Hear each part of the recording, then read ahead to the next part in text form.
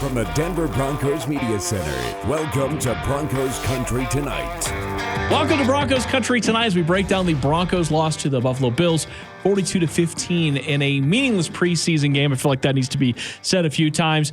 But there are meaning in performances. There's meaning in effort, physicality. I think we can get into some of the nuance of the game. But in the end, Ben, this is more or less an exhibition game. So people that are upset about it, understandably, you have high expectations for your team. I think there's just to be a little understanding of what it is we're looking at. Fire the coach right now. No, I'm just kidding. The fire the coach guy exists somewhere in this market. You'll probably hear him already clamoring for that. Actually, I wouldn't call them meaningless because everything about the preseason game matters.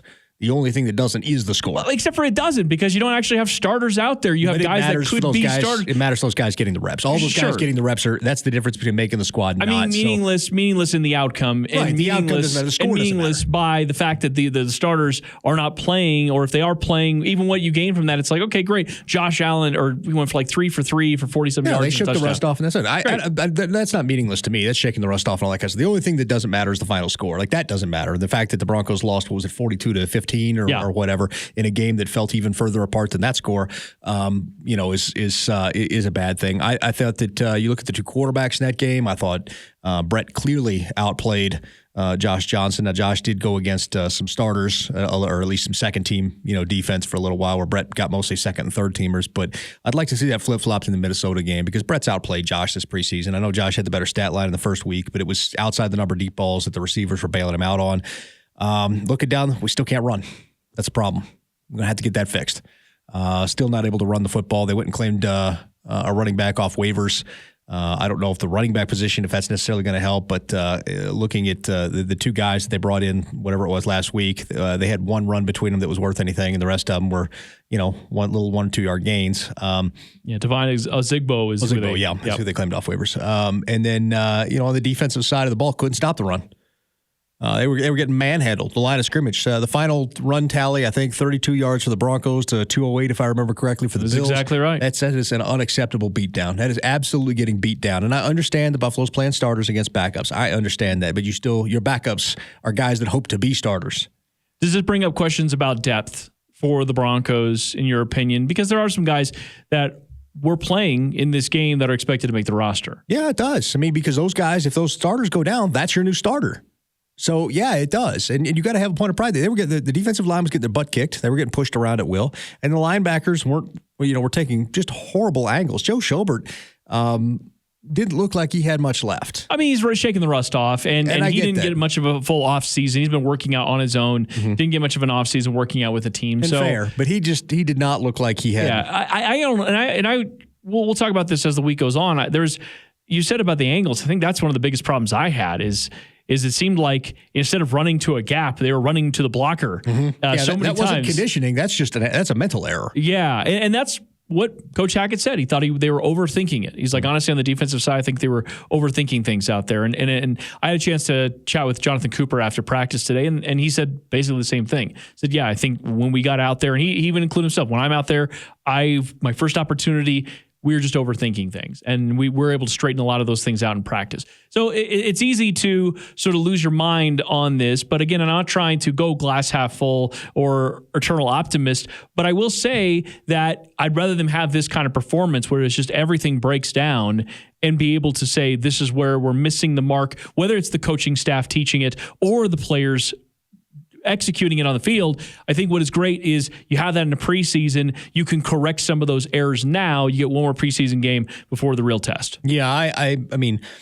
I said it on Twitter, and I'll say it here, and that is there's a good thing that can come out of just getting punched in the mouth, and that is there's a lot of teachable moments. Yes. There's a lot to learn from. But that's what the preseason is for. And that's what it's supposed to be for, yeah. But it was just disheartening, I think, to a lot of people who felt like that, I understand that game isn't about the score, but the same problems from game one existed. They were just clarified.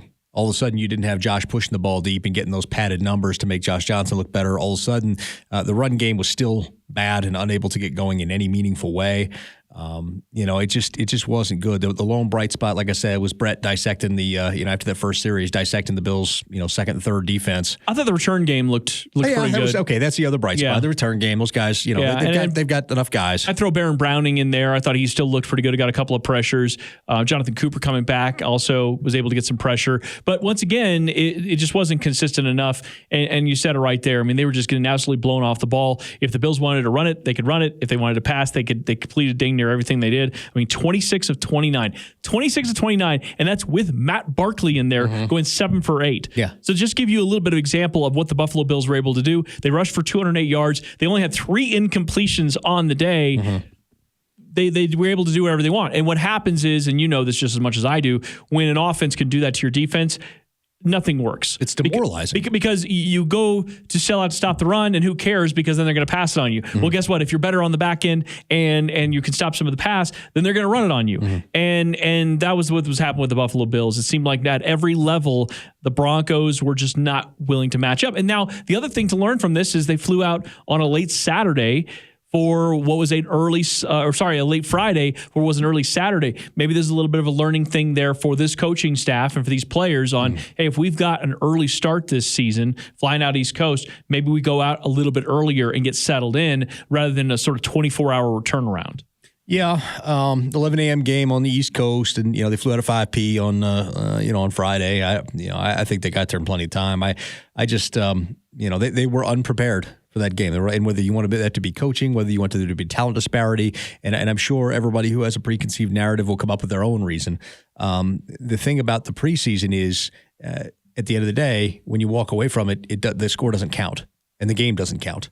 The reps count, but the game doesn't. So you move forward to the next week and you move forward to the season. And if that's still happening in the season, that's one thing. But it's too early to be writing off the thing, calling for firings or saying that methodologies don't work or whatever hamstrung, ham-fisted, hackneyed nonsense these people are putting out.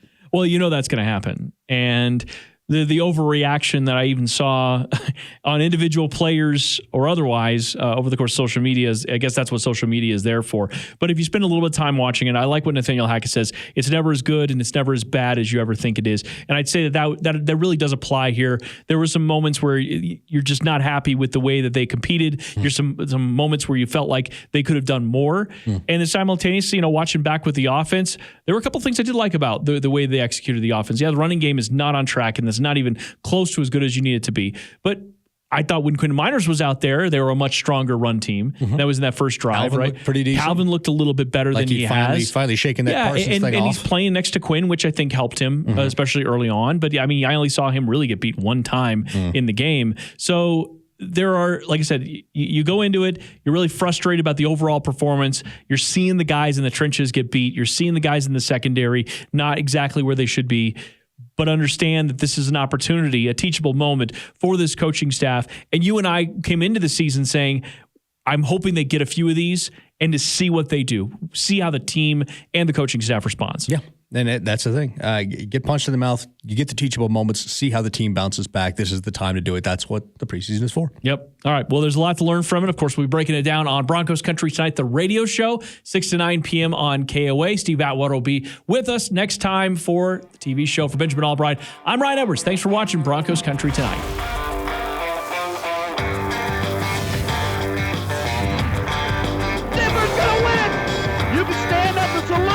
And you got the world champions that live in your town.